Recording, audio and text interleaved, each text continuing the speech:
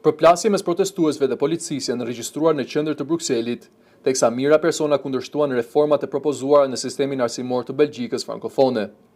Forcat speciale të policisë ndërhyn me gazotësjellës, pasi situata u tensionua gjatë demonstratës, e cila u organizua kundër masave të reja që synojnë uljen e shpenzimeve në sektorin e arsimit. Qeveria e komunitetit francez, e cila administron arsimin në gjuhën frëngën në Belgjik, ka propozuar rritjen e tarifave vjetore universitare nga rreth 835 euro në 1.100 euro. Përveç kësaj, plani parashikon që mësuesit e viteve të fundit të arsimit të mesëm të zhvillojnë 2 orë shtesë mësimore në javë. Sipas organizatorëve, masat do të rëndojnë barrën financiare për studentët dhe familjet e tyre, nëse do të shtojnë presionin mbi stafin pedagogjik.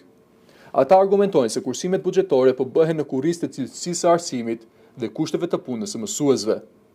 Demonstruesit marshuan në rrugën kryesore të kryeqytetit belg, duke kërkuar tërheqjen e reformave.